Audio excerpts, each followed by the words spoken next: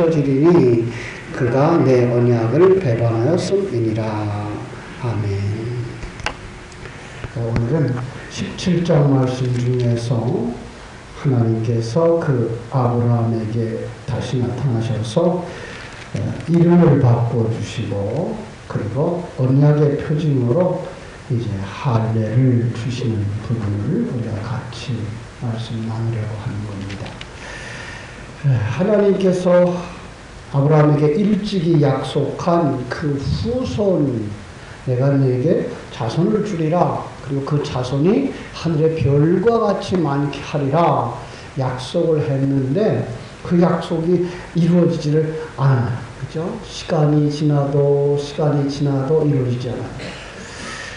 어떤 면에서 이것은 우리에게 믿음을 키워주시는 하나님의 방법이죠. 그죠? 그 믿음이라고 하는 자체가 뭡니까? 내 가능성을 내려놓고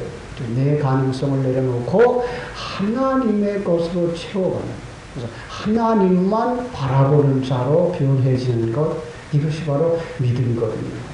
나는 할 수 있습니다 라고 하는 거 있을 때는 하나님이 안 쓰신단 말이죠.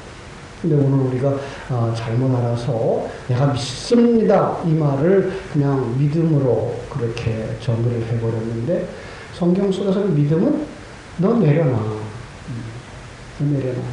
나는 아무것도 아니구나. 나는 아무것도 할 수 없구나. 거기까지 내려가라고 말하는 거죠. 그러면 누가 하는 거예요? 그때부터 하나님이 하신다.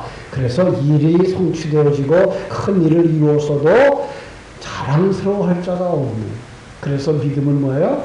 은혜고 그 은혜는 자랑할 것이 없는 것이다 라고 에베소서 2장 8절 9절에서 말씀해주고 있죠.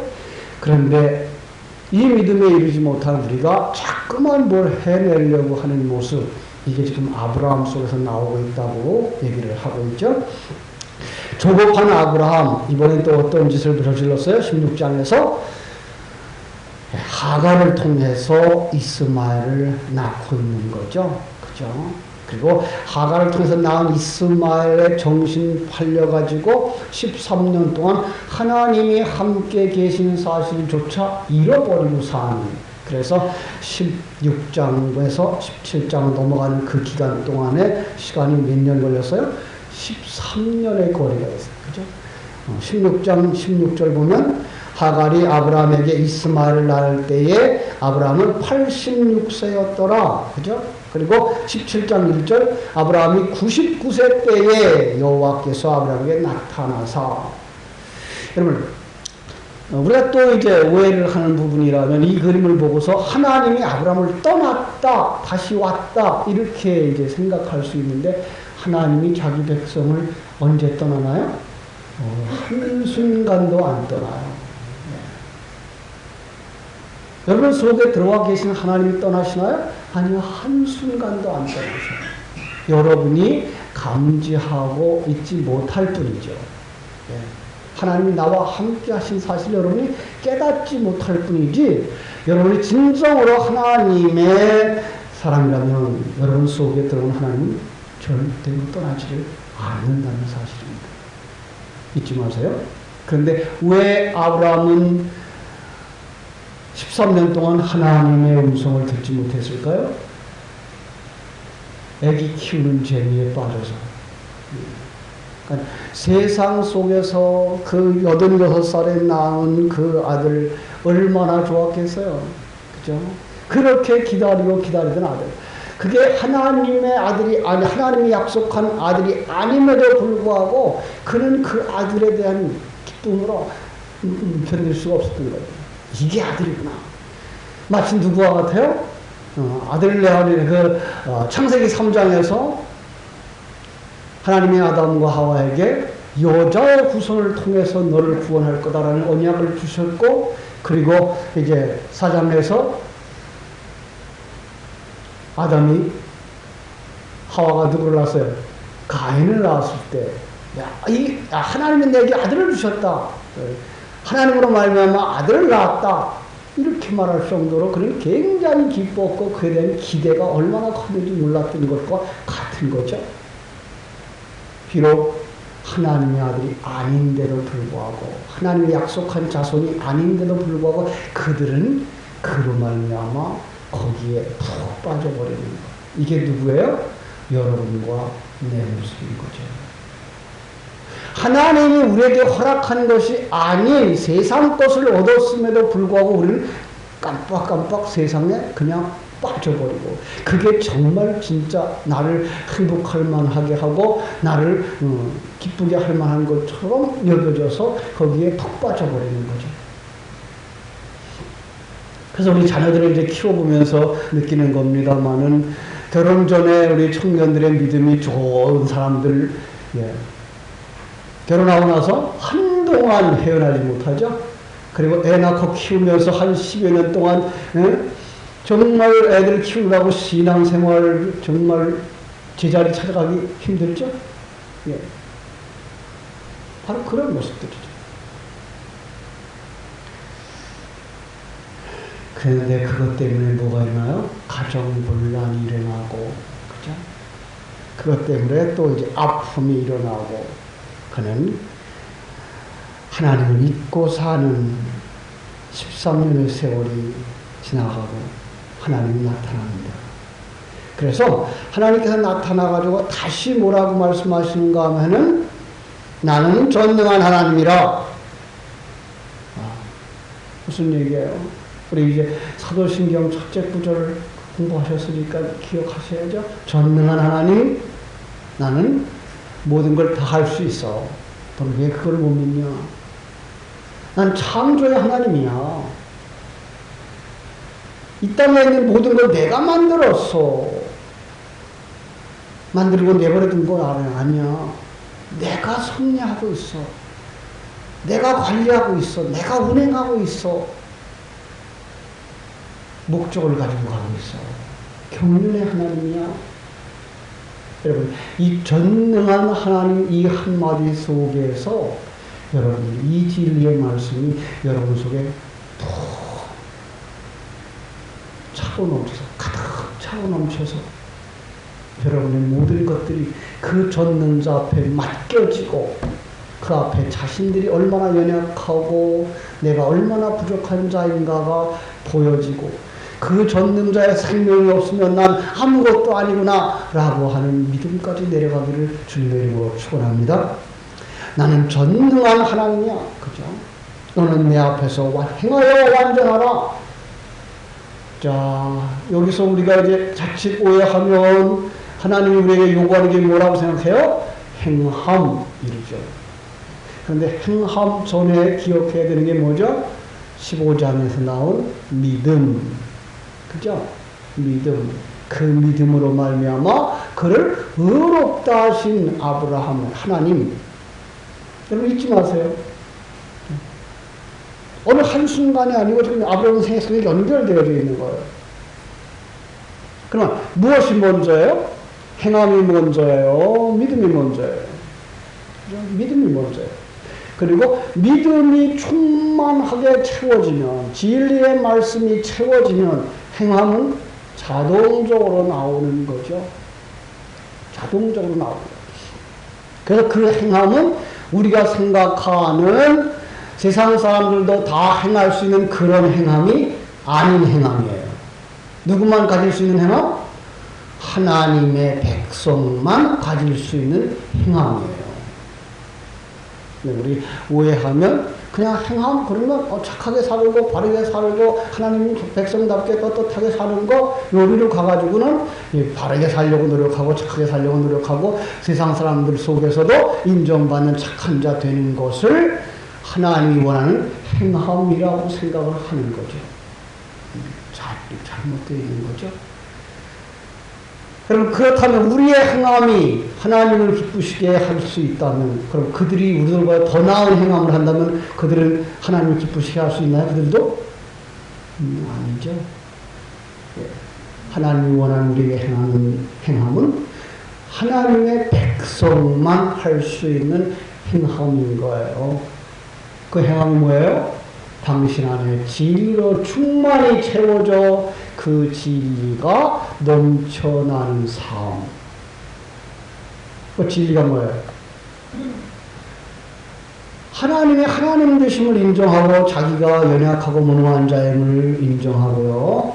그리고 하나님을 드러내는 삶, 나는 죽고 하나님이 나오는 삶, 이게가 믿음이에요.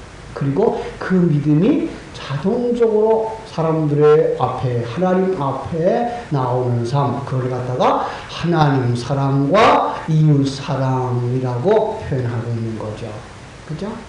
여러분, 하나님 사랑이 무엇이 하나님 사랑이에요?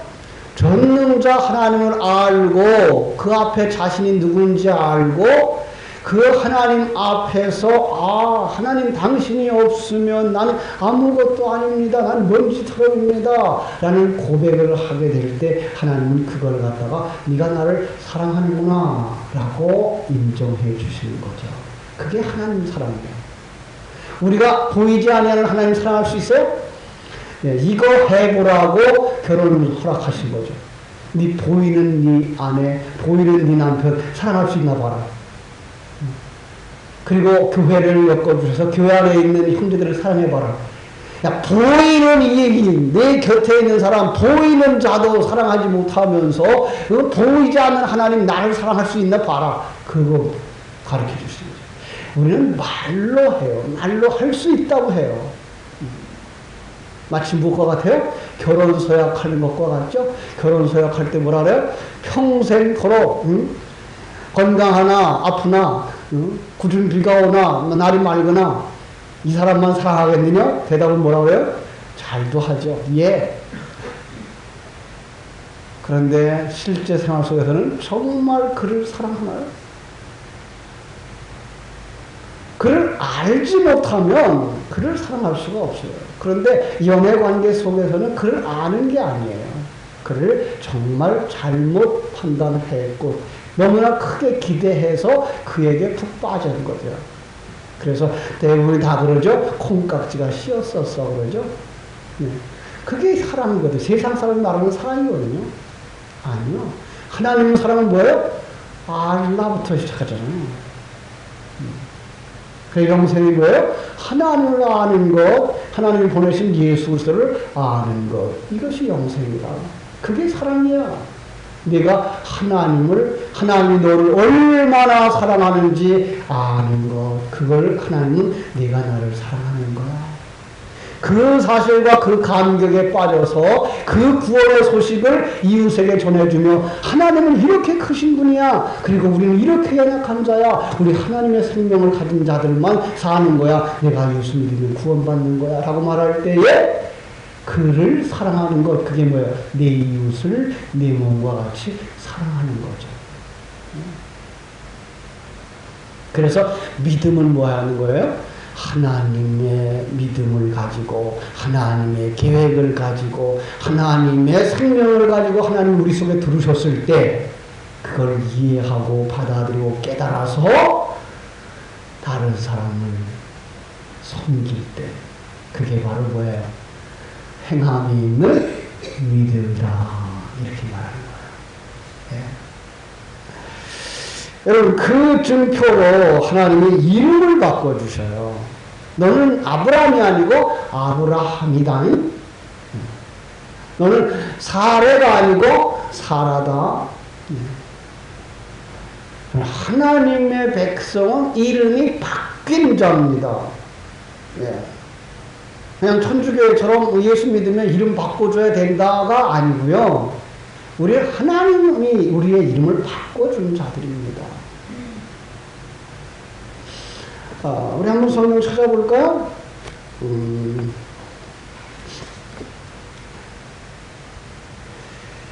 이사야서 62장 2절입니다. 이사야서 62장 2절. 이사야서 62장 2절.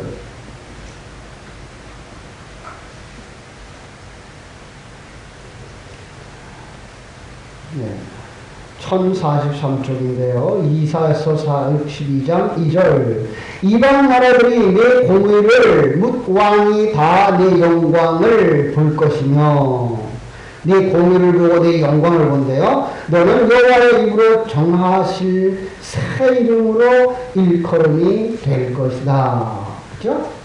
그래서 하나님의 입으로 정하신 새 이름을 하나님이 부르시는 거죠. 예. 요한계시록 2장 17절. 요한계시록 2장 17절. 요한계시록 성경 맨 끝이에요. 요한계시록 2장 17절.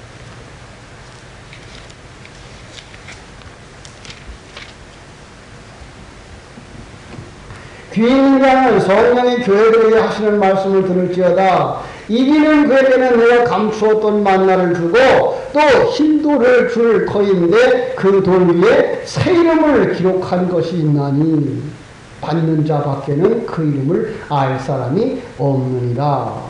새 이름을 주신다고 말씀하고 있어요. 그 새 이름 다시 한번 고린도전서 1장 2절로 가서 뭘까 찾아보겠어요. 고린도전서 1장 2절. 고린도에 있는 하나님의 교회 곧 그리스도 예수 안에서 거룩하여지고 성도라 부르심을 받은 자들과 각 처에서 우리의 주 곧 그들과 우리의 주 되신 예수 그리스도의 이름을 부르는 성도 모든 자들에게 하나님이 뭐라고 불러요? 거룩하여지고 성도라 부르심을 입은 자들을 하나님이 그렇게 불렀대요. 어떻게요? 거룩한 자 성도라고 불렀대요. 그러나 이 이름을 바꿔주는 새 이름이라고 하는 그 의미는 바로 이런 거예요. 하나님께서 우리를 어떤 사람으로 불러준다고요? 거룩한 자라고 불러주는 거예요. 이게 새 이름이에요. 그냥 또 이렇게 이름을 개명해야 되나? 이게 아니고 하나님이 주신 이름. 하나님 우리를 어떻게 해요? 거룩한 자라. 그 거룩은 뭐예요? 깨끗하고 성결한 걸 넘어서서 뭐예요? 세상과 구별된 자. 이 개념이에요. 거룩의 개념은 세상과 구별된 자, 세상에서 건져내서 하나님의 사람으로 인친 자, 이런 의미예요. 그리고 그 거룩함은 언제부터 시작됐을 것 같아요? 그 이름이 언제부터 불려졌을 것 같아요? 창세전에. 그래서 창세전에 우리의 이름이 어디에 기록돼요? 하늘나라 생명책에 기록되어졌고, 우리의 이마에는 무슨 이름이 있어요? 하나님의 그 새 이름이 있어요. 여러분, 그 요한계시록을 보면서 또 어떤 오해를 하는 사람들이 666이라고 하는 짐승의 표를 받지 마라. 지금도 짐승의 표가 전자 베리칩으로다가 사람의 몸에다가 넣는단다. 예. 앞으로 그런 시대가 오죠. 전자신분증, 그 다음에 전자카드, 이것들을 들고 다니다가 잊어버리고 하는 것 이제 방지하려고 이제 신분증과 함께 신용카드를 다 어디다 몸에다가 이제 심는 시대가 올 거예요. 얼마나 간단해요. 그런데 그걸 갖다가 이제 사람들이 요즘 그게가 666이야. 그거 받으면 구원 못 받아. 이러고 이제 광고하고 다니는 사람들이 있는데 아니에요. 절대로 아니에요. 우리의 이름이 창세전에 기록되어졌고 우리의 이마에 이미 하나님의 이름이 있는데 어떻게 사단의 이름이 우리에게 새겨질 수 있습니까?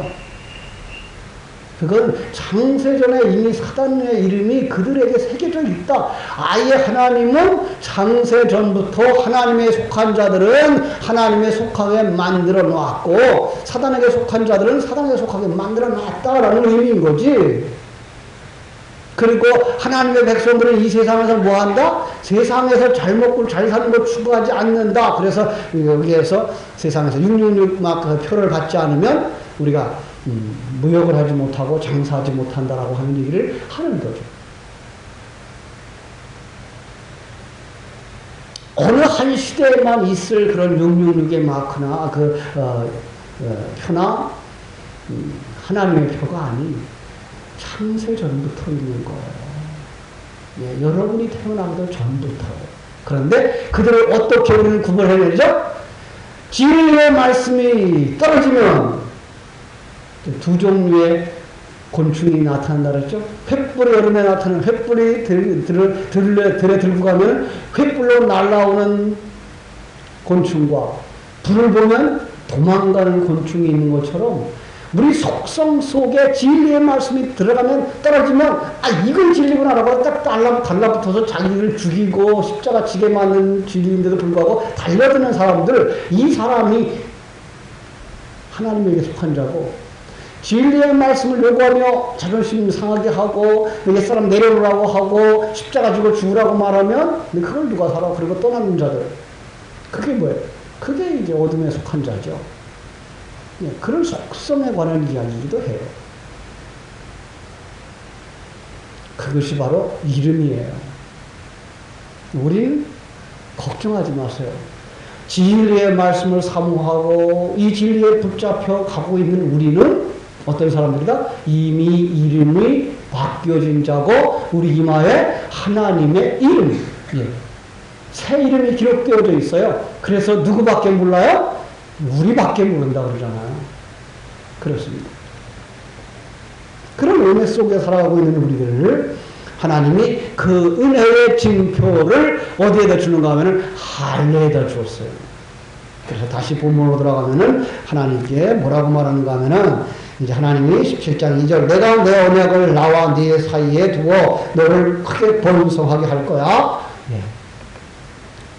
아브라함이 엎드렸더니 하나님이 또 그에게 말씀하여 이르시되 보라 내 언약이 너와 함께 있으리니 너는 여러 민족의 아비가 될 거라. 그리고서 이제 쭉 내려가서 뭐 하라 그래요? 너희 중에 10절 너희 중 남자는 다 할례를 받으라. 이것이 나와 너희와 너희 후손 사이에 지킬 내 언약이니라.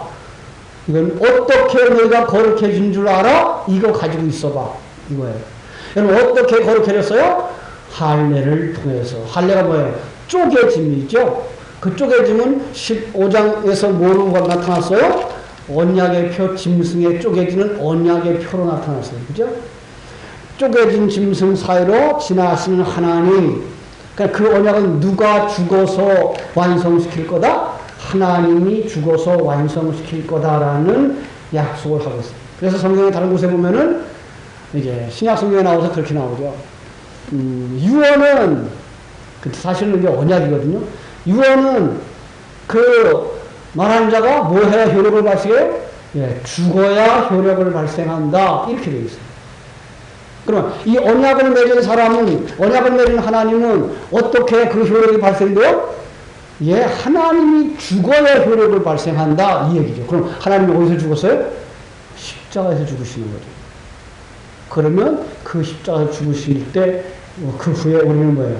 그 언약이 우리에게 적용되어지는 거죠. 저 성경 정말 놀라워요.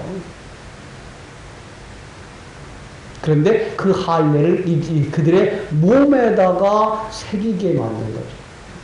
나는 하나님의 죽음으로 말미암아서 산 자라. 이게 신약에 와서는 뭘로 나오죠? 세례로 나오죠. 그래서 우리 세례받은 성도들은 뭘 가지고 있는 자와 같은 거예요? 할례 받은 자와 같은 거예요. 그렇죠? 그리고 우리는 무슨 표를 가지고 있는 사람들이에요? 하나님의 언약이 성취되어졌어. 어떻게 성취되어졌어요? 예수의 죽으심으로 말미암아 성취되어졌어. 이걸 기억하고 살아야 되는 거죠.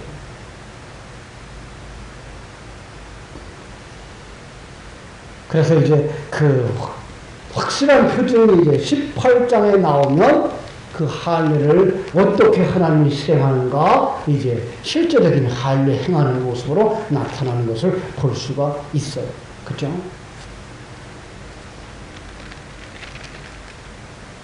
나중에 읽어보세요. 18장 9절부터 13절에서.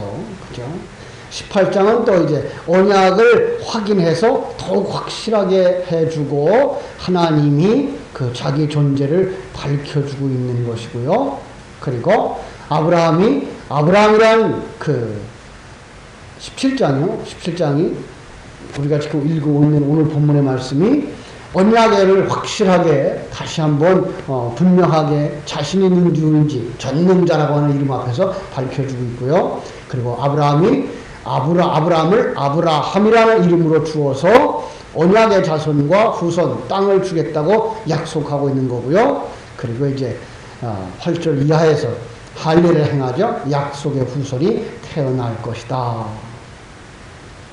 그러니까 어떻게 하라? 하나님의 명령에 순종하라. 그 하나님의 명령에 순종하는 게 뭐예요? 그 믿음의 삶을 살라. 여러분, 제가 그 도표를 그리면 첫 번째 십자가는 예수 그리스도 안에서 완성될 언약의 내용들이고, 두 번째 십자가는 뭐예요? 우리의 삶이에요.